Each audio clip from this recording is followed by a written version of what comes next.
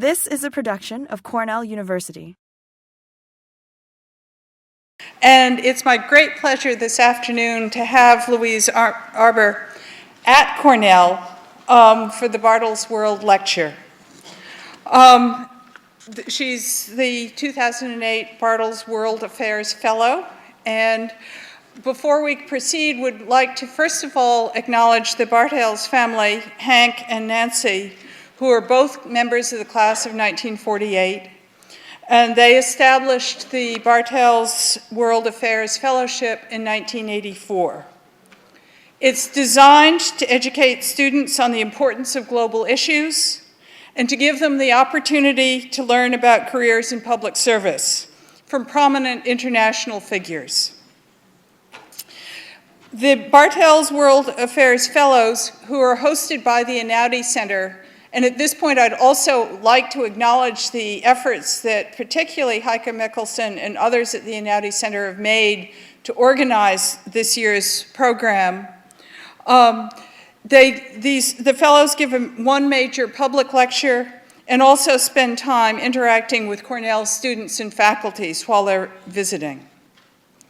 The Bartels have devoted a tremendous amount of energy to Cornell activities and supported many programs at Cornell, including the Shoals Marine Laboratory, International Affairs, Engineering, Athletics, and the Johnson Museum of Art.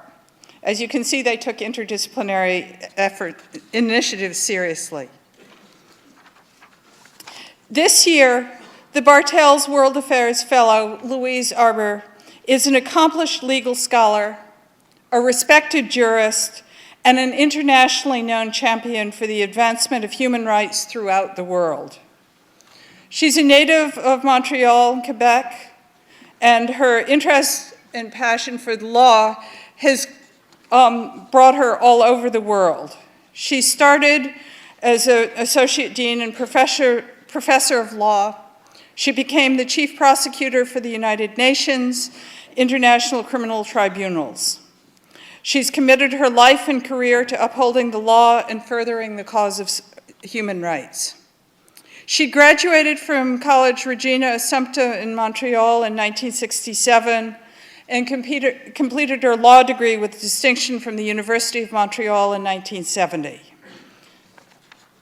She's received honorary doctorates from 27 different universities, as well as numerous medals and awards. From her position as Associate Dean and Associate Professor at the Osgood Law School of York University in Toronto, she was appointed to the Supreme Court of Ontario in 1987 and later to the Ontario Court of Appeal. In 1996, she was appointed by the Secretary General of the United Nations as Chief Prosecutor for the International Criminal Tribunals for Yugoslavia and also for Rwanda.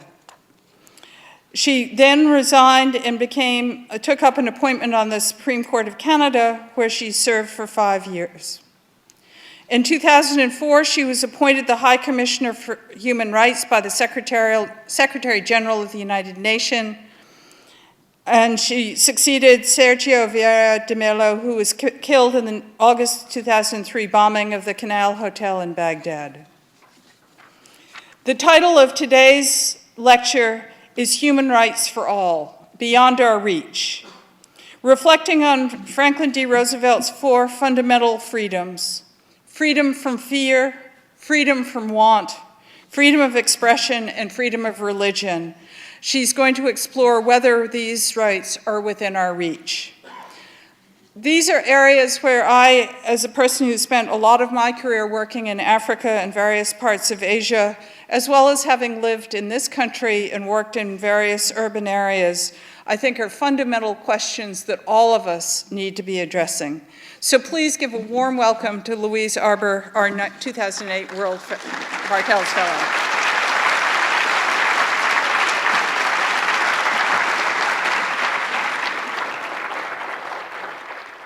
Thank you very much indeed. I'm extremely pleased to be here, even though I have to confess that as I drove, or to be more precise, was driven from Toronto to here this morning, I had slightly disturbing experience. I temporarily closed my eyes for a few seconds because we had left quite early. And when, in a beautiful ray of sunshine, I opened my eyes, I saw a sign that said, Geneva. Now, this was rather startling. I thought I had quit my job in Geneva at the beginning of July, so for a moment I was very disconcerted. There has been a reference made to my various honorary degrees. I thought I should also share with you the most recent honor that was conveyed upon me, for which I'm very grateful, although slightly puzzled. And the reason I thought I'd share it with you is because in a country where healthcare is such an important issue, you may find it interesting to know that I have just been made an honorary fellow of the Royal College of Physicians and Surgeons. And so if any of you need a little pro bono cosmetic surgery, or I could see you happily at the back of the room at the end of my talk. Ladies and gentlemen, I'm going to start my talk just by recounting, telling you a story, or recounting an event that I think will set the tone for the issues that I would like to raise in my conversation with you this afternoon. Early in the morning of 21 November 2006, I left Gaza City, where I had spent the night, and I traveled via the Erez crossing towards the southern Israeli town of Sderot, which is only a few kilometers away.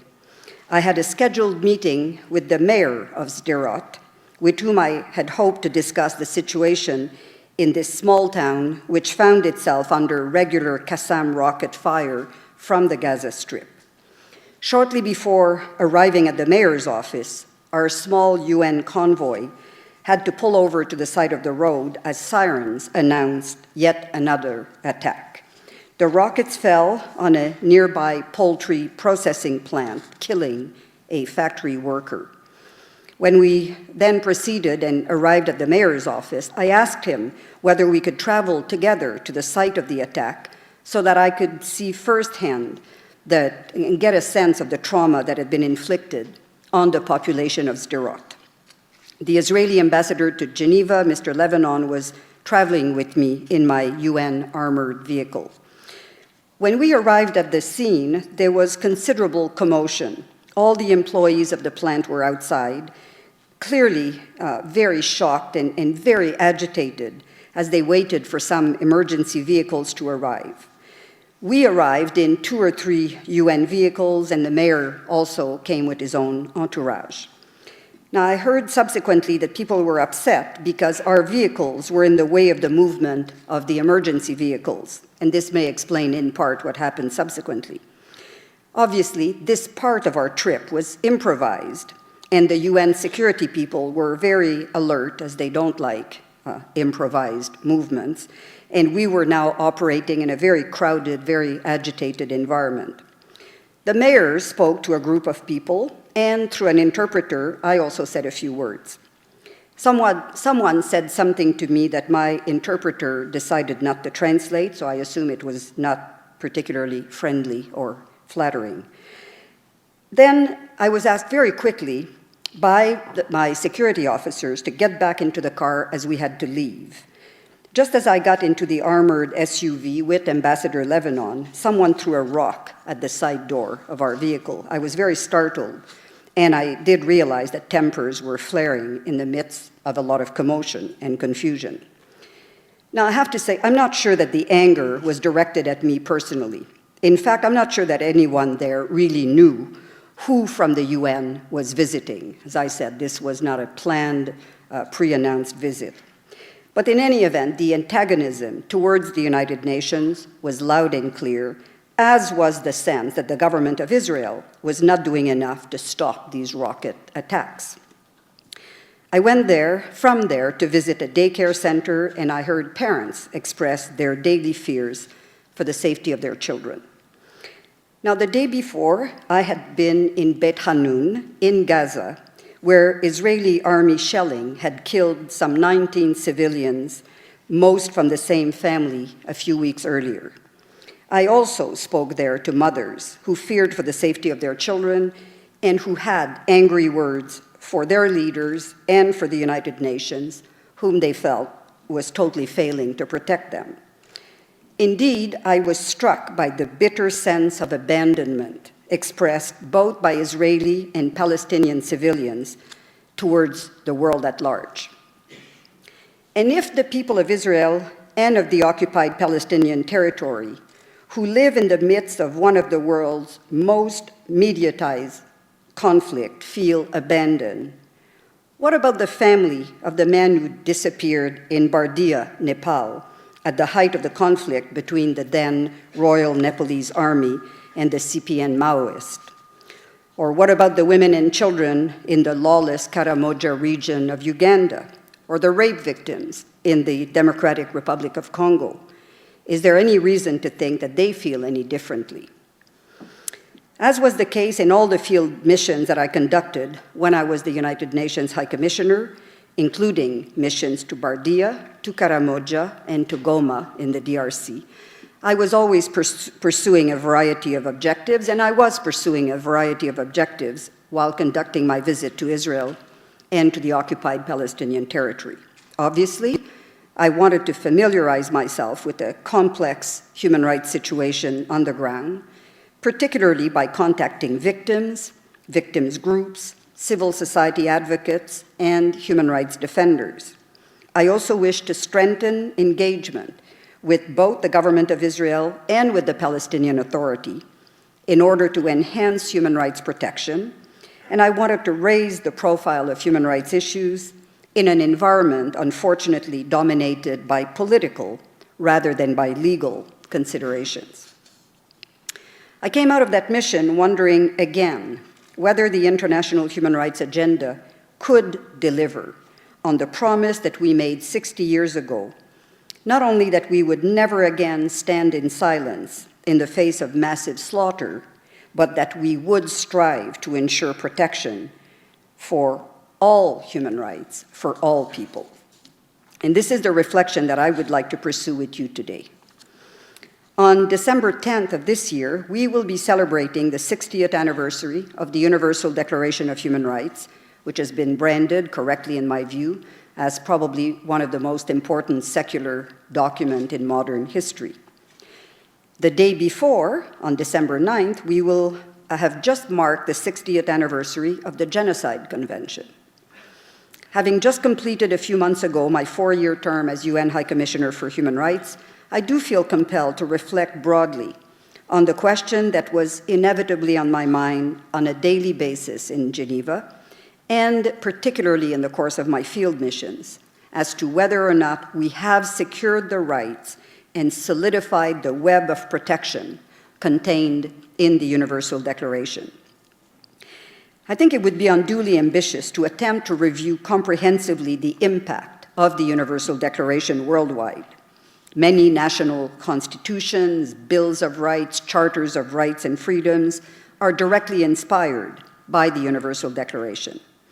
Although not always referred to specifically, particularly as it has in a sense been superseded by a range of more specific human rights treaties, the Universal Declaration has clearly been the intellectual blueprint for most of the progress made in the past 60 years on the universal yearnings for freedom, for safety, for dignity, and for equality. And yet, as we continue to witness the daily manifestations of an unjust and brutal world, must we conclude that we have betrayed the promise that was proclaimed in the Universal Declaration 60 years ago of all human rights for all? I would like to tackle this issue under a few broad themes. First, I will touch upon the fundamental concepts of indivisibility and universality of rights. And then I'll examine whether we have set up the proper institutions within which the rights can be substantially developed and practically enforced. And finally, I will question whether the interplay between law and politics is inevitably fatal to the universal enjoyment of universal rights. So let me turn first to these important concepts of indivisibility of rights and universality. The Universal Declaration is premised on the principle of the equality of all human beings in rights and in dignity. It goes on to articulate the right to life, liberty, and security of the person, and to further enumerate a series of rights that, in a sense, unpack Franklin Roosevelt's inspired prescription of freedom from fear and freedom from want. That unified concept of the legal ingredients necessary to operationalize the ideal of dignity and equality unfortunately did not survive the Cold War. Post-World War II, the Universal Declaration gave rise to the two great international covenants, the International Covenant on Civil and Political Rights and the International Covenant on Economic, Social, and Cultural Rights, which in turn came to represent fundamental East-West fracture that has survived to this day despite the diminishing political relevance of the East-West tensions. This fracture is best illustrated by the fact that the United States has ratified the Covenant on Civil and Political Rights, but not the Covenant on Economic, Social, and Cultural Rights, and that China, for instance, has done exactly the opposite. The dichotomy, however, has been reappropriated as a schism between the West and the developing world. Developing countries argue that their need for survival is best expressed in economic, social, and cultural rights, such as the right to food, to shelter, to health, to education, and that these pursuits must take priority over the constraints imposed on governments by civil and political rights. In contrast, of course, Western governments continue to be wary of this perspective, as was evidenced by their participation in the elaboration of an optional protocol to the Covenant on Economic, Social, and Cultural Rights, which just completed its work in Geneva last spring.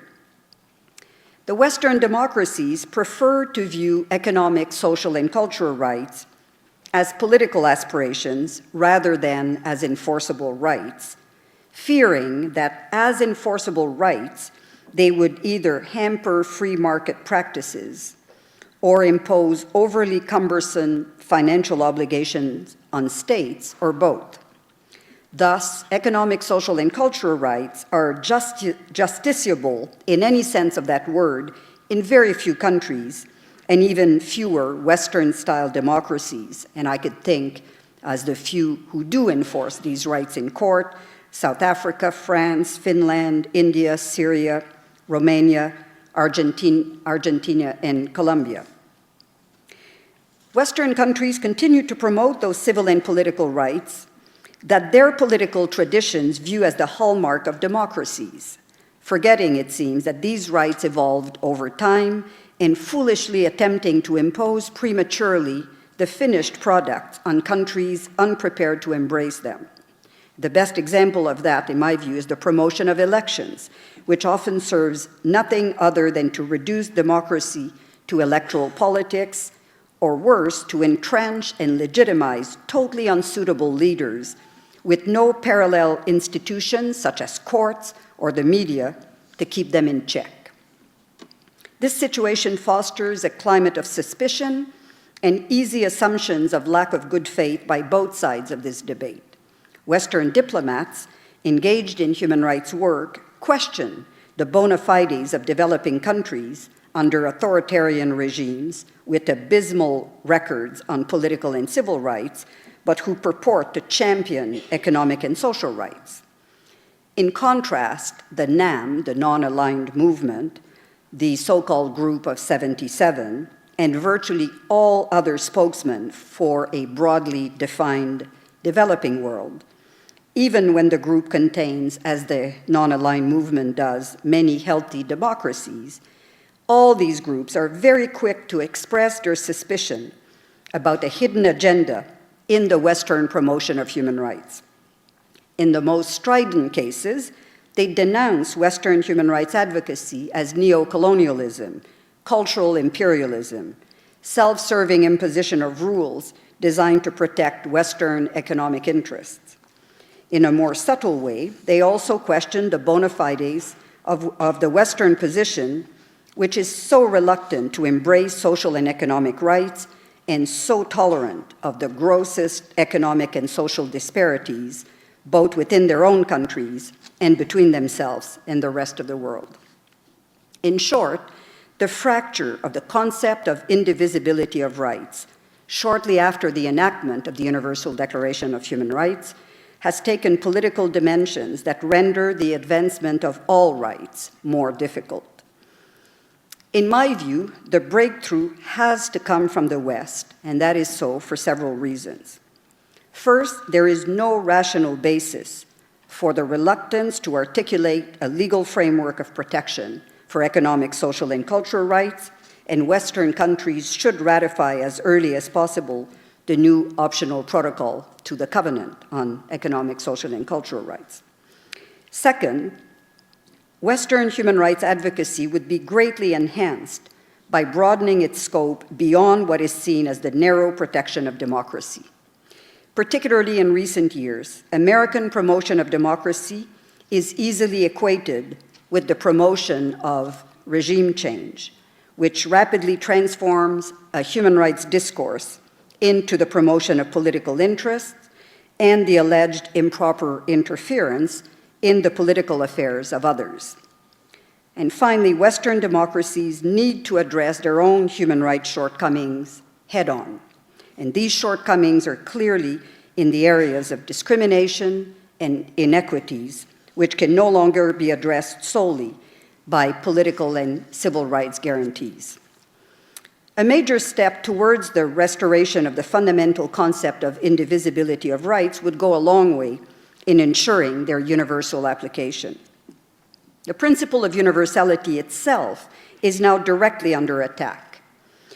Even the moderate statements that were made at the ministerial level meeting of the non-aligned movement in Iran, in Tehran, last fall, speak eloquently on that point without the need to refer to the outrageously provocative ones.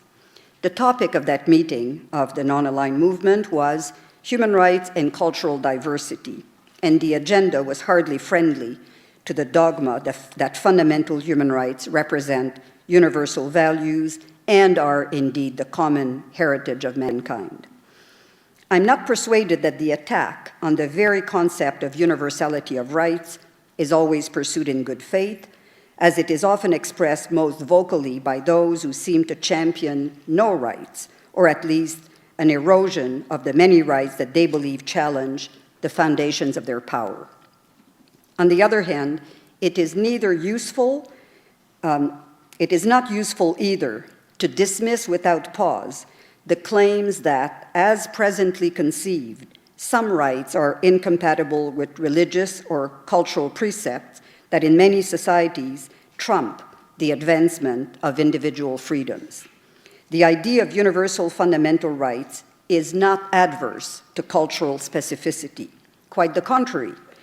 Our common inherited ideas about human rights, which are given expression in the Universal Declaration and in other human rights instruments, derive from a range of cultures, from philosophical and religious traditions, and from different value systems. Throughout the processes that led to the creation of international instruments and treaties, in negotiations, consultations, drafting of documents, representatives of different states, and increasingly of civil society actors are involved. Furthermore, many provisions in international human rights treaties are now recognized as rule of customary international law, which means that they are generally accepted among states as obligatory and thus binding on all states, regardless of whether or not these states have ratified or signed the relevant treaty instruments. Furthermore, developed in a cultural diverse environment, human rights law not only protects the inherent dignity and equal and inalienable rights of all human beings, but it also protects cultural diversity itself. This is so through the interpretation given by the Human Rights Committee to Article 27 of the International Covenant on Civil and Political Rights, which provides that, I quote, "In those states in which ethnic, religious, or linguistic minorities exist, persons belonging to such minorities shall not be denied the right, in community with other members of their group, to enjoy their own culture, to profess and practice their own religion, or to use their own language." It is also expressly provided in the 1992 United Nations Declaration on the Rights of Persons Belonging to National or Ethnic, Religious, and Linguistic Minorities, which protects minorities' entitlements and the right to cultural, linguistic, and religious diversity within states. So while it is apparent that the principle of universality of human rights is not antagonistic to cultural diversity, I think we must acknowledge that the appreciation of the nature and scope of most rights must be guided by a universally acceptable analytical framework. At the same time, and very importantly, I think, in our own culture, we must concede that there is no dominant or culturally superior point of view that yields in and of itself at all times the universally correct position, particularly on delicate questions that involve deeply held moral or religious beliefs or long-standing cultural practices and traditions. In other words, while both culture and diversity in cultural expressions are rights, neither of them defines the scope of rights. No culture and no school of thought stands above the principles of non-discrimination, gender and race equality, the ban on torture, the right to life, and the freedom of religion, belief, and conscience. Ultimately, the law trumps cultural relativism when it conflicts with the law. This is a good thing, since notions of cultural relativism are often advanced to impeach the universality of human rights standards and norms by those whose true purpose is, in effect, to reject both human rights and diversity. Surely, if we accept, as we must, the guiding principle that the preservation of cultural pluralism is in humanity's best interest, then we should always seek a maximum degree of accommodation for competing rights, and we should try to find those solutions that maximize the operative effect of all rights. However, we must be clear that cultural specificity and adherence to religious or cultural norms and practices can never justify state-sponsored or state-tolerated infringements on the rights to physical integrity through, for instance, the practice of genital mutilation or the denial of gender equality that precludes women from participating in their own governance. The tension between universal rights and cultural specificity is exacerbated as societies become less homogeneous and as the international community increases its own engagement in the promotion of all human rights for all. But even among societies that are relatively homogeneous, amongst people who embrace the same faith or have had similar upbringing, there are profound differences of opinion regarding, for instance, discrimination on the basis of sexual identity, orientation, or preference, and even regarding the full requirements of gender equality. Since the enactment of the Universal Declaration of Human Rights, the concept of equality and non-discrimination has evolved, both in terms of the breadth of the prohibited grounds of discrimination and in terms of the requirement for real rather than mere formal equality. That this debate has not progressed everywhere at the same speed or with the same success is not, in my view, a cause to question the validity of the fundamental premise of universality of rights. More than anything else, it is currently the tension between freedom of expression and freedom of religion that has exacerbated the attacks on the concept of universality of rights. This is somewhat ironic, as these two fundamental freedoms completed the four freedoms championed by Roosevelt at the time of the framing of the Universal Declaration. Through political manipulations of public opinion, there is now a perception in many developing countries that the West champions freedom of expression as part of a general laissez-faire and an erosion of moral values, and that the secular state offers no protection to the expression of religious beliefs in public life, or more precisely, to the public expression of religious beliefs. This criticism is acutely expressed vis-à-vis both the United States and European countries, many of which have a much stronger secular culture than the United States, while on the other hand, the US has an incredibly protective stance vis-à-vis freedom of expression. I believe that human rights advocates must resituate this debate within its proper legal framework so as to avoid a profound fracture in the international human rights edifice. As expressed in the International Covenant on Civil and Political Rights, freedom of expression is not an absolute right, and its limits are not to be set by the current level of tolerance for speech that others may find offensive in societies that have overcome these sensitivities. The limits on freedom of expression are expressed in Article 19 and 20 of the International Covenant and are not only discretionary or permissive. Article 20 imposes on states the obligation to prohibit by law any propaganda for war and any advocacy of national, racial, or religious hatred that constitutes incitement to discrimination, hostility, or violence. The application of these legal doctrines is hard enough at the best of times, but when the clash of rights is poisoned or even manufactured by political distortions, the conversation is no longer one that can be had within the law alone.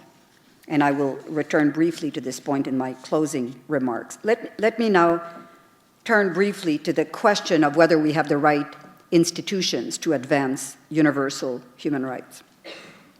So I will turn to the institutional framework within which the international human rights agenda must be protected. The Universal Declaration was, of course, developed by the United Nations Commission on Human Rights under the intellectual and political leadership, in particular, of Eleanor Roosevelt. And I should pause here to point out that I saw last year at the Geneva International Human Rights Film Festival, I saw the original footage of the moment in the General Assembly of the United Nations where the Universal Declaration was adopted. Eleanor Roosevelt was the only woman visibly present in a sea of men. In fact, the president opened the debate in the assembly not by the usual ladies and gentlemen, but by gentlemen, which is very startling in this day and age. The only thing, in a sense, that I didn't find particularly startling is, funny enough, they weren't all smoking. But apart from that, it's a piece of film that speaks loudly for its time in history. Now, the Commission on Human Rights that gave birth to the Universal Declaration has become very much maligned over the years, and early in my tenure as the High Commissioner, I was party to the process that led to its demise and its replacement by the Human Rights Council. In my view, the profound malaise that led to the abolition of the Commission on Human Rights in the United Nations was twofold. In part, it reflected a dissatisfaction and indeed a bitterness in the human rights discourse in the United Nations that has not and could not have been resolved by a mere institutional adjustment. And again, I will return to that point. But most fundamentally, I think that the Commission had outlived its usefulness as a mostly normative body and had been unable to successfully reincarnate itself as a monitoring body for the enforcement of rights and norms and standards. And frankly, the normative era had largely overrun its course. Between 1948 and 2005, the world had equipped itself with a broad range of excellent normative documents, conventions, treaties, declarations, comments, but the world was very deficient at ensuring that these norms be implemented, that standards be adhered to, and rights enforced.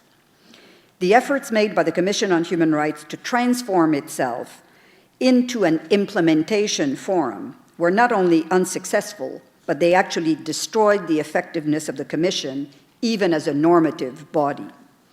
when it started to move from the creation of thematic special rapporteurs to creating country-specific mandates, the Commission quickly became accused of politicization, selectivity, and double standards. Country-specific discussions in the Commission were, of course, never welcome by the country under scrutiny, and that antagonism led to the formation of political alliances resisting the specific finger-pointing. By the time then Secretary General Kofi Annan launched his major institutional reform initiative, the Commission was very much a lame duck institution, having lost, on the one hand, the support of many developing countries who felt selectively exposed for their human rights shortcomings, and most significantly, of the United States and several Western countries who believed that the Commission had become a forum of choice for Israel bashing. So the momentum for the abolition of the Commission was not difficult to create. The positive creation of its successor institution, the Human Rights Council, proved considerably more challenging. From the outset, a clash of visions emerged. Led by the United States, some argued for a small Human Rights Council, not unlike the Security Council, which of course was itself suffering from a terrible legitimacy crisis and was very much in need for reform. In fact, the successful reform of the human rights institution was probably a quid pro quo amongst member states of the UN who could not agree on an institutional reform of the Security Council. Now, the small model that the United States was promoting, in my opinion, was unsaleable and wrong in principle. Human rights are meant to be of universal application. The chances of successfully implementing norms by a self-declared and self-promoted club of the virtuous on a mass of adverse and resisting states, in my view, was not a realistic option, unless, of course, it were to be given coercive powers like the Security Council, but let's be very clear that this was completely unthinkable. Some, including me, argued for universal membership in the Human Rights Council.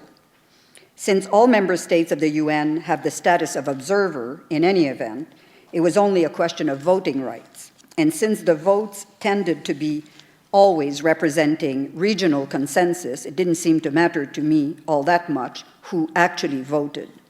But I felt that the principle of inclusion was an important one, as did the need to displace the claims of selectivity. I always felt that it's more useful to have everyone at the table, unless, of course, you have the capacity to override their opposition despite their absence. In the end, the compromise on the composition of the Council was to reduce slightly the size of the former Commission from 53 to 47. No rhyme of reason, this was a pure product of political bargaining. And the Human Rights Council remains a political body. It's not a court, and it's certainly not a faculty of law. Its 47 members are elected by the General Assembly on the basis of the principle of equitable geographic distribution, which out of the 47 seats gives 13 each to the African and the Asian group, and 6 and 7 seats respectively for the Latin American and the Western group. Contrary to the expectations of its framers, the election process was never, and to this day is not, fully competitive, and some regions, Africa in particular, continue their tradition of solidarity by presenting a pre-selected clean slate to the General Assembly for their 13 seats. Yet some progress was made, as candidates for a seat on the Human Rights Council have to make public pledges and commitments to which they can be held, politically if not legally, since these promises were voluntarily undertaken. Most importantly, a new process was put in place to pursue the dual objective of focusing on implementation rather than on creation of norms and standards, and doing so in an equitable, non-selective, universal fashion. That process, which is called the Universal Periodic Review, was meant to perform that critical function, and I believe that it has been launched successfully last year. Not perfectly, but successfully. And under that process, all member states of the United Nations will have their human rights records scrutinized on a periodic basis in turn, starting with the members of the Council themselves. Unfortunately, the politicization of the new institution could not be avoided when it came to the treatment of human rights violations by the State of Israel. The structure of the agenda of the Council meetings and the breakout of the Lebanese war shortly after the creation of the new institution led to claims of disproportionate and undeserved focus on human rights violations by Israel. The voting patterns on draft resolutions emerging from both regular and special session of the Human Rights Council dealing with that issue speak volumes about the political treatment of the matter by most, if not all, members of the Council. In short, the Human Rights Council is what it is. It is a political body drawn more and more into the real world of human rights violations, not simply a debating forum for the elaboration or refinements of norms, principles, or standards. In contrast to the Security Council, its membership is broader and more varied, and no one has a veto. It has no coercive powers, as the Security Council does when it acts under Chapter 7 of the UN Charter. And yet, the Human Rights Council deals with quintessentially political issues, matters related to the way a state treats the people under its jurisdiction or under its de facto authority. And I stress, not just the way a state treats its citizens. Human rights apply to the treatment by states of all people under its jurisdiction or de facto authority.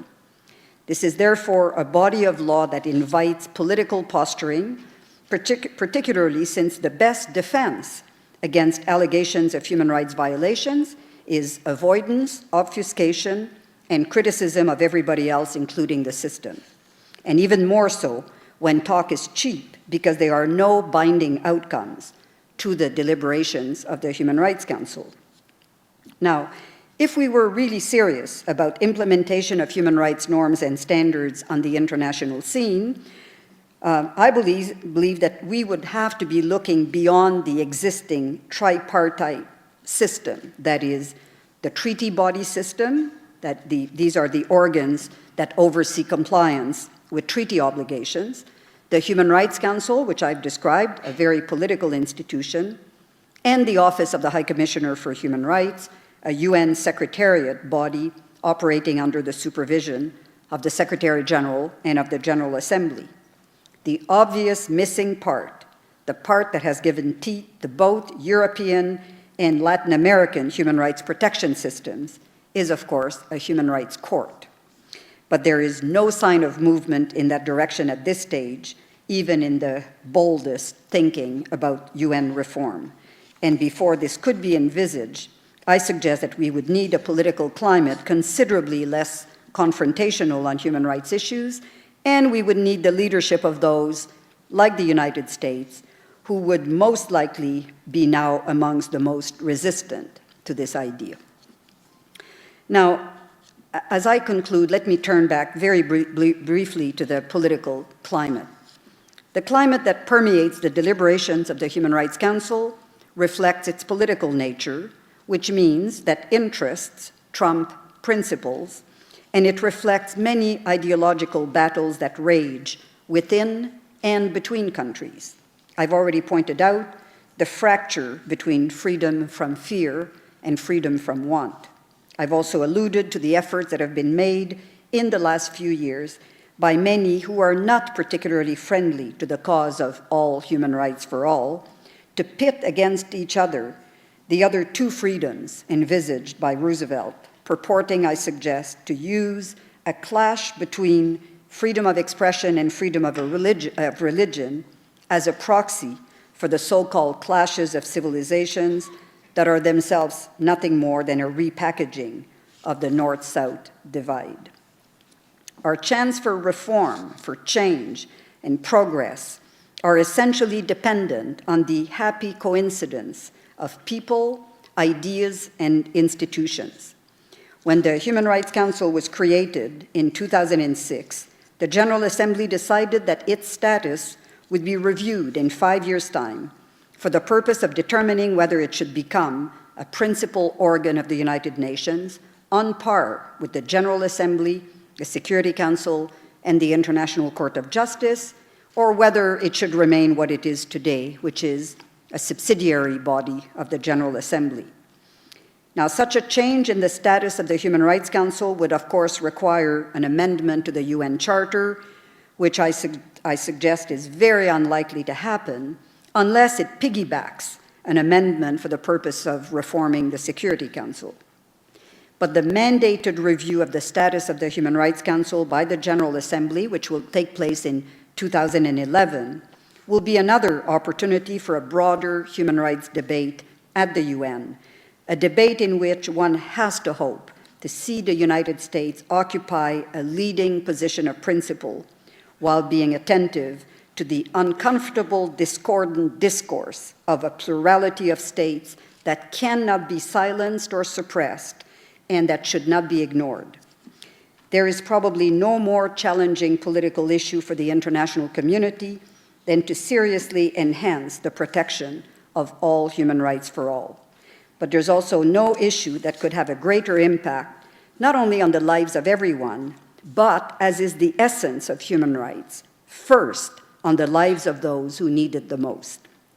As we continue to deploy all efforts to prevent and to resolve conflicts, we must ensure that political expediency does not overtake the protection that international law extends directly to all human beings on the simple basis that we were all born equal in rights and in dignity.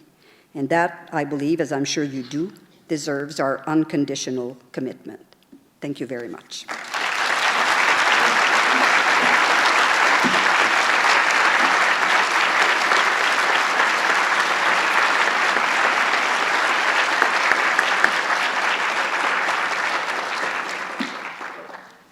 My name is Nick Vanderwall. I'm the director of the Einaudi Center, which has organized this evening's talk. I'm going to take the questions for Mrs. Arbour. So, are there any questions? We have a microphone here.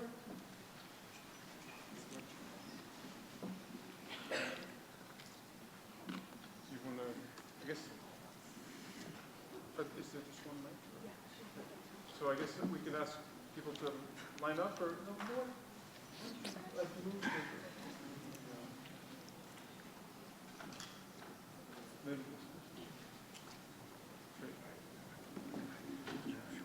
No, yeah.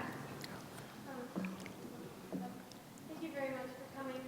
I was interested, I know you mentioned at the beginning that you work some with Human Rights Watch. Oh. And I was curious, to what extent do you think that non-governmental organizations have a role to play in combating human rights abuses, and how can they help work with organizations like the Human Rights Council to do so? I think NGOs, non-governmental organizations, are absolutely critical, and if in fact, or when we engage in this revision of the Human Rights Council, I hope that there'll be very strong advocacy to enhance and to formalize, let's put it this way, the participation of non-governmental organizations at the table. On that issue, the human rights environment is already more friendly than other UN venues to civil society actors. Civil society organizations participate in the works of the Human Rights Council, but I would like to see, I think, a greater space for that. It's very, we still live in a world where state sovereignty occupies a very large place, and where the United Nations is based not only on the principle of, as I stressed here today, the equality of all human beings, but also based on the principle of the equality of states, all states, large and small. So the seats at the table formally are very much reserved for the 192 members of the UN. But I think we live in a world where the potency of the advocacy and the involvement and the service delivery by civil society actors cannot continue to be minimized in the formal political discourse. I mean, just to give you an example, and I'll move a little bit from the human rights to the humanitarian environment. At the height of the international community's involvement in Darfur, I hope we're still at the height, but I suspect that they may have been a little bit of scaling down in light of the attitude of the unwelcoming attitude of the government of the Sudan. But I think the ratio of civil society, NGO actors to UN actors was almost 10 to 1. For every UN person deployed in the field, there were 9 or 10 NGO actors. Now, the UN can play a role in coordinating all that, but the service delivery, the advocacy, the engagement, I think, comes overwhelmingly still by this tremendous political moving force of civil society. And I really hope in the human rights field that 2011 will be an occasion to call for a strengthening and a formalizing, an increase in civil society participation. Having said that, I chastise NGOs. I did very often during my tenure, in a friendly fashion, I should say, during my tenure as High Commissioner, because I really believe that there has to be, I know it's very difficult, but there has to be an effort at self-discipline in an environment in which we've seen an increase in what are called gongos, government NGOs, that is, under the appearance of civil society organizations, you have many that are completely overtaken, run, financed, governed, and whose agenda is set entirely to protect government interests. And that is poisoning, I think, the work of civil society actors. It's very difficult. Particularly the big international human rights NGOs are not keen to start policing their own community. But if they don't do it, then governments will do it. And we don't want governments to play, I think it has to be a question of self-governance for civil society actors. But it's very difficult.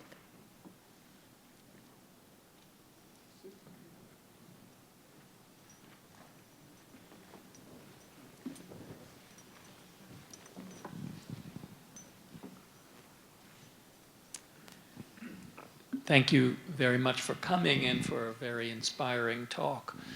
You were skeptical about the possibility of a UN Court of Human Rights, and you spoke hopefully about the regional courts in Latin America, or in the Americas and in Europe, but you said nothing about the International Criminal Court, and I wonder if you excluded it because its mission is more narrow than human rights in general, or because you are not hopeful about its acceptance by the states? Yeah, I'm very happy you asked, because I wouldn't want to leave you with any misapprehension about my level of enthusiasm for the International Criminal Court. My problem is very much, I think, the first one that you've alluded to. It is not a court for the enforcement or the application of all human rights for all. It has a very, very narrow mandate, as you know. First of all, let me say unquestionably, I think the progress we have made by calling to account in their personal capacities the worst human rights abusers is the greatest credit we could possibly have paid to the legacy of the Nuremberg trials. It took nearly 50 years of inertia, and then starting with the tribunals for the former Yugoslavia, for Rwanda, then the special court in Sierra Leone, currently the efforts to bring the Khmer Rouge to trial. I think all this, which then led to the enactment of the Rome Statute and the International Criminal Court, are to our collective immense credit in insisting on personal accountability, using criminal law as we do effectively in democratic systems to govern ourselves domestically, to use it as in the arsenal of peaceful resolution of conflict, of deterrence, of accountability, and as a forum for us collectively and unambiguously to state that we stand with the victims, that we reject the stigmatization of victims, and we will shift the stigmatization from victims to perpetrators. All that mission, I think, needs to be applauded. And again, I hope that there will come a time where we can persuade the American authorities to join the ranks of the many, now over 100 nations that have embraced the mandate and the mission of the International Criminal Court. But it remains, as you know, engaged solely in the personal prosecution for war crimes, crimes against humanity, so it's genocide, obviously. So it's far from being a forum in which victims of human rights abuses who've been denied, for instance, their freedom of movement, freedom of expression, and so on, can attempt to seek redress in a non-political environment. So I'm a big fan of the ICC, but I think what we have to look for is a more traditional, broad-based, broad-scope human rights court. But I want to make very clear, I'm usually a great optimist, but I don't see this one over the horizon in my lifetime. Good evening, Ms. Arbour. It's an honor to get a chance to hear you speak, and thank you very much for coming here. In light of the fact that over the past year there's been all of this discussion on having potentially a female president in the White House, what do you think would be the chance and the effect, if any, of having a female Secretary General of the United Nations? Do you think that would help and in any way? Well, let me maybe situate your question very, very broadly. I'm not a conspiracy theorist, but if I were,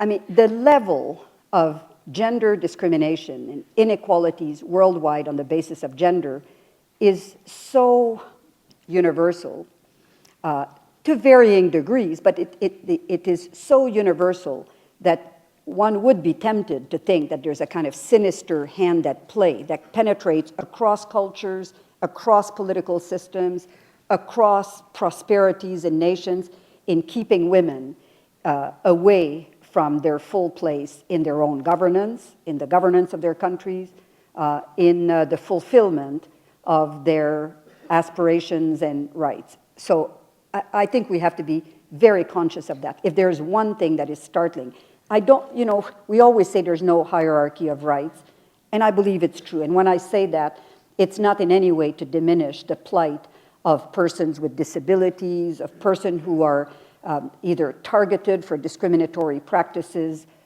certainly not of the impact of race and ethnicity on the treatment that many people suffer at the hands of their own government and vis-à-vis the prejudices of their fellow human beings. I acknowledge all of that, and I think all these issues are very pressing. But it remains startling to see how universal gender inequality continues to be. Now, having said that, I think in the Western world, once again, we have put enormous emphasis on, I don't want to sound unduly critical, because even at that we haven't succeeded completely, but at the promotion of a few, as opposed to addressing the plight of the many. And maybe it was correct. Maybe that was the route to get there. We have advocated for a space for women to participate in public life, for occupying their, what I think they should be their right as anybody else, to reap the benefits of the private sector. But I'm not sure that we've addressed with equal vigor the necessity to lift the many women out of the poverty that is their plight, even in wealthy nations such as yours and mine. So I think we have to be careful not to view all our battles as symbolically represented by the success of failure of a few, and we should maybe very energetically redirect our attention to our sisters worldwide and in our own country, who I think, for whom a small progress would make a world of difference in their day-to-day lives. I didn't say anything about the chances of getting a women Secretary General, but you know, there's a very good NGO called Equality Now, based in this country. I think they operate out of New York, that in the last Secretary General search or election was promoting this idea, and in fact, very interestingly, had produced a name. You know, the answer always is, well, there's nobody qualified, as though, anyway, let me not get there. But had produced a very impressive list of dozens of women who would, let's put it mildly, would have been just as qualified as many of their male counterparts.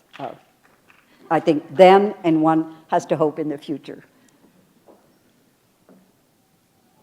Thank you very much. I was wondering, how do you see the Latin America human rights issue now? Because there's a court now. Do you think it has worked towards the advancement of human rights? And second, how do you see Colombia and the human rights situation? Because the UN figures and the government figures always contradict themselves. Well, again, it's very difficult to compare countries, and certainly in my work, I always took the position that we should never compare, we shouldn't rank the 192 member states of the UN in terms of their human rights compliance or performance. It seems to me the right question for any country is this country today in a state of progress or regression or stagnation on its human rights record? Not, is Sweden better than Botswana, which I don't think is going to tell you anything useful. Having said that, I think Latin America collectively holds currently some of the best promise for imaginative progress on human rights issues. For one thing, they've had a recent history of tremendous civil and political rights abuses, and they are very conscious of the importance that international pressure has had in pulling themselves out of these terrible predicaments, many of them. Secondly, it's the one part of the world in which there's at least an equal conversation on civil and political rights and economic, social, and cultural rights. It's very difficult to find equal enthusiasm. In Africa, for instance, you will find a willingness to embrace economic and social rights, a little more reluctance on this body of law that puts constraints on government action. So Latin America is full of promises. It has good NGO, good civil society. Again, I'm talking about a whole continent. There are exceptions. Some countries are in a better position than others. But globally, there's such a healthy human rights discourse. And I think the role that it's called the GRULAC, the Latin American and Caribbean group, can play in the international forum is probably the best one. They're very agile also at managing their differences. I mean, they don't always agree. By the time you put across the table, Bolivia, Mexico, Argentina, Venezuela, Ecuador, the Caribbean countries, and you put Brazil, and you put, for instance, the question of whether we should take an initiative to prevent discrimination on the basis of sexual orientation, you will find tremendous differences of opinion. But they're comfortable with managing that discordant discourse and engaging politically. And the court, I think, again, if you compare the other regions of the world, Asia has no regional court system at all. Africa has a very good one, but I think at this point it's mostly a paper exercise. It has yet to take roots in the community. So it's basically Europe and the Americas, but it's the southern Americas, that have equipped themselves with that court. And when you visit small communities, as I did in Guatemala, for instance, you go to indigenous communities, they, as is very normal, first will seek to try to find redress in their national institutions. It's perfectly normal. It's cheaper, it's around the corner. But if they fail either in the political or the juridical forum of their own country, they will immediately mount a case before the Inter-American Court. By the time they start thinking of the international human rights environment in Geneva, it's very remote. So I think we really need to promote and to engage with reinforcing these regional mechanisms. People deal with their neighbors much more effectively than try to deal with the whole world.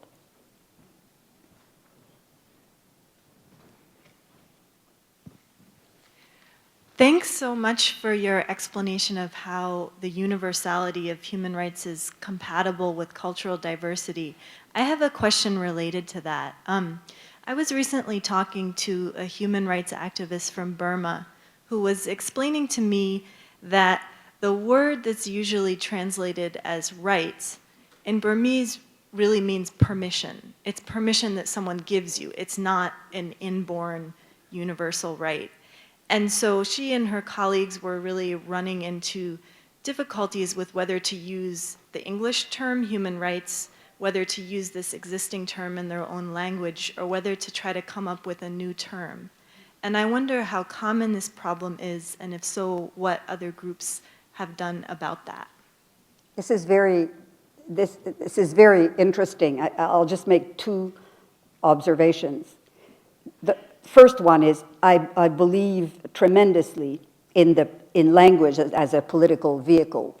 In fact, one of the many battles that I pathetically lost during my tenure as High Commissioner was my attempt to have the word human rights in French reflect the current modern political reality by having it called literally human rights as opposed to men's right, which is currently literally the way it's translated. Human rights in the international environment is called les droits de l'homme, and historically it was the same thing in Spanish. It was called derechos del hombre, and then it was changed to derechos humanos.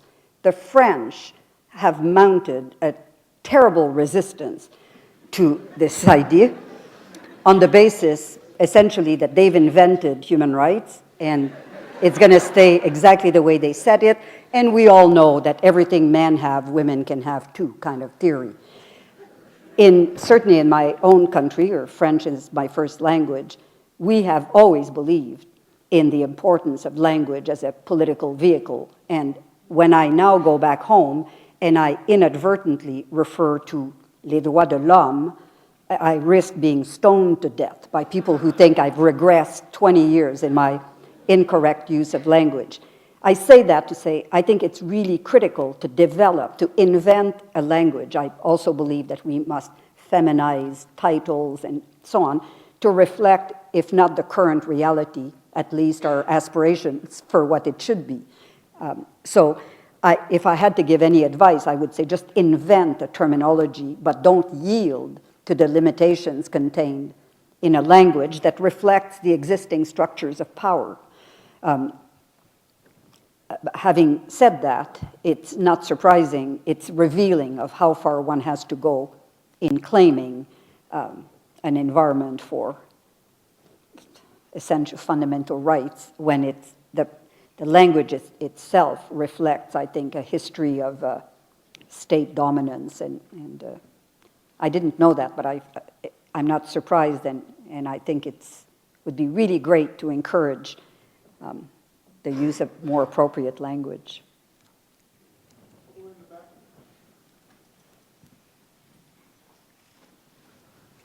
Your thoughts on Guantanamo Bay? Oh. Well, I'll go back to the beginning of my tenure as High Commissioner, so 4.5 years ago. At that point, I had a lot of concerns, but the concerns that I expressed, for the most part, were the following.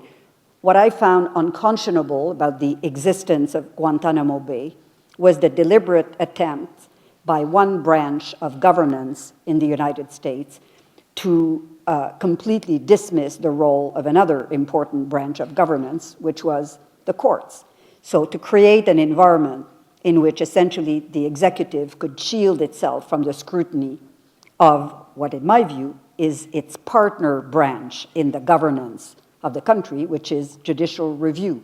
So my main issue with Guantanamo was the attempt to operate in a lawless environment, what has been described as the legal black hole.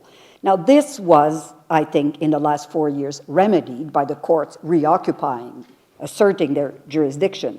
One may agree or disagree with the outcome of any particular case, but the fact that the courts have reoccupied their oversight position is, I think, immense and very welcome progress, and has defeated this attempt to, in my view, pervert the fundamentals of democracy, of the sophisticated democracy that people are entitled to rely on in this country. This is the first thing. The second thing, I think, Guantanamo was also a metaphor for the unprecedented amount of secrecy that we have collectively in the United States, but in the ally countries that have supported the United States, the incredible, unprecedented amount of secrecy that we have tolerated by letting governments to do things on our behalf or in our name, abdicating our own responsibility as citizens to scrutinize what is being done in our name and on our behalf. So, and this is in parallel to bypassing judicial review and then bypassing public opinion by operating, not even saying, for instance, answering the simple questions, are there other places like that? That is this country in partnership with others operating as yet undisclosed, i.e. secret detention facilities in which people are held incommunicado? And so we've, I think, have tolerated a tremendous amount of secrecy, which undermines our capacity as citizens to give instructions to our governments. And I say us because, led by the United States, there are many others.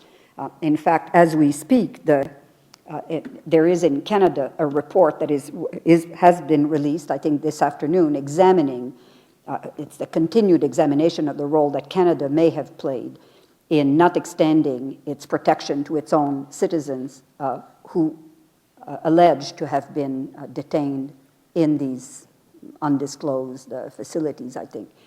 So these are, I think, the two fundamental issues. There are many legal questions related to Guantanamo that I think will continue to cause tremendous difficulty and tremendous damage, not only on the persons who have been submitted to that process, and it's very hard to tell whether all of them deserved anything resembling the treatment that they have suffered, because again, there's been no judicial accounting for the reasons why they are there and for the manner in which they are being treated. But I think it leaves, I think, the government now in this no exit strategy position. What is going to happen to these people? Why is it not closed now? I think it's because nobody has any idea of what can legally happen to have these cases processed under anything resembling due process of law. So not a very happy story, I'm afraid. Hi. Human rights means not only individual rights, but also the rights of a group of people. So I'm wondering, I'm really curious about the contradiction between the promotion of human rights and self-determination, which is the right of a group of people to decide their own future. So I'm wondering, what's your opinion and what's the opinion of the United Nations on the idea that idea of subverting a government for the purpose of human rights promotion? This is very difficult.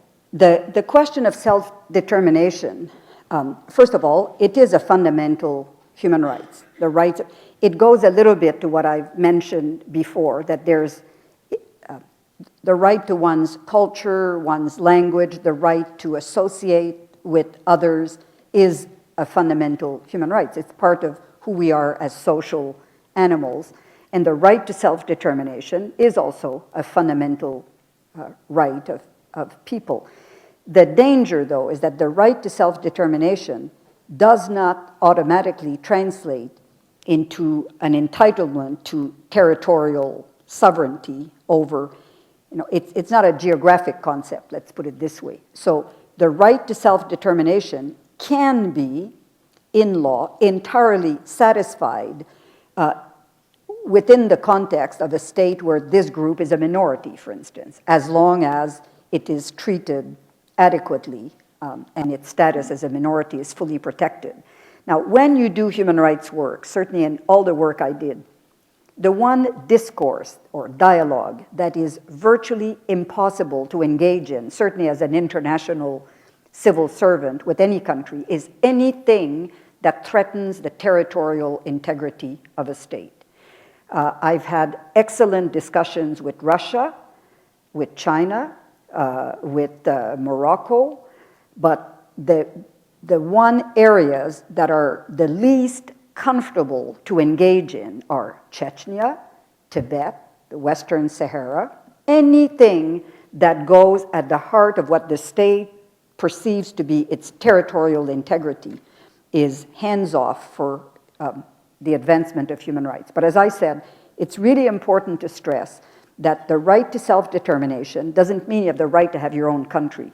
And this could be no more clear than in a country like Canada, for instance, that has dealt for decades, certainly throughout my entire adult life, with the national aspirations of French-speaking Canadians, particularly in Quebec, but also in an environment in which we have a very important and hugely neglected Aboriginal population. There's not much to be gained by a debate as to what belongs to whom and who was there first if we're talking about transforming automatically the right to self-determination into a geographic claim. I think it's a cultural claim, it's a rights-based claim, but it can be accommodated by many, many ways, and in some cases, independence or actual state sovereignty is the inevitable and only appropriate environment to protect that right. That certainly was the opinion of the international community at large, not everybody, in the case of Kosovo, for instance. You know, that there may come a point where the rights of a minority in a country, often a majority in its own territory, can no longer be properly accommodated, either in a federal system or any other form of political arrangement, and full sovereignty over a territory will then be viewed by the international community as the appropriate, the only appropriate measure. It's a very complicated, there are several, I think, subjects in international governance that are just very difficult. Self-determination, the definition of the crime of aggression in war crimes is another example of where it's very difficult to have a consensus, and it's very case-specific as to what it means and how it needs to be implemented. We have time for one more question. Let's see, in the back there, the lady.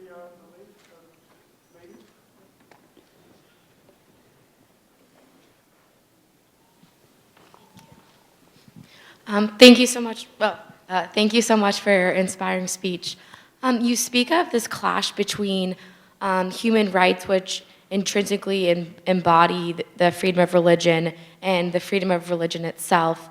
How do you suggest enforcing human rights to combat crimes that are fundamentally justified by religion, such as honor crimes or honor killings in the Middle East and female genital mutilation in North Africa? Yeah, frankly, on these two examples, I think there is no accommodation that the state can make to actions that are said to be based on religious practices. I think that's where one has to draw the line. And frankly, I think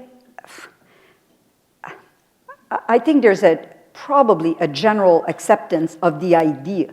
Now, the tolerance for these activities is still very high, but I'm not sure enough about genital mutilation to speak authoritatively, but I suspect that you're not going to find governments who will stand up, for instance, for the principle of honor killing or genital mutilation. They will try to defend their inability to eradicate these practices because they're so ingrained in tradition or in religious at times. Usually it's kind of tradition and cultural values. So I think for one thing, we have to insist that they be prohibited by law.